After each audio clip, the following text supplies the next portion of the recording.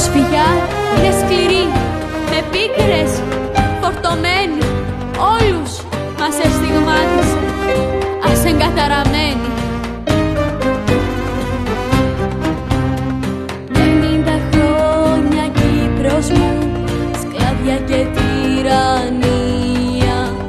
50 χρόνια Κύπρος μου, που ζεις στη δυστυχία. Σε σύλλεψαν, σε ρημάξαν οι βαρβαροί εχθροί σου. Τον κόσμο εξερίζωσαν για να σε κατακτήσουν.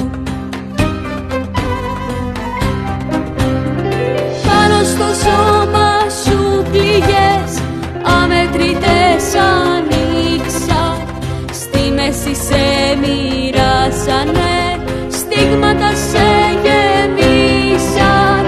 Πάνω στο σώμα σου πληγές αμετρητές ανοίξαν, στη μέση σε μοιράσανε, στίγματα σε γεμίσαν. Η προσφυγιά είναι σκληρή, με πίκρες φορτωμένη, όλους μας στιγμάτισε, ας εγκαταραμένη. Μέσα μας μέχρι σήμερα ετούτο ζει ο πόθος, ελεύθερη η Κύπρος μας, να ενωθεί ο τόπος.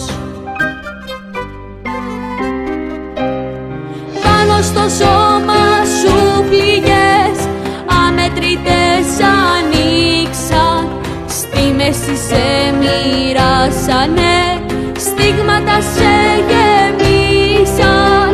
Μέσα μας μέχρι σήμερα ετούτο ζει ο πόθος, ελεύθερη η Κύπρος μας, να ενωθεί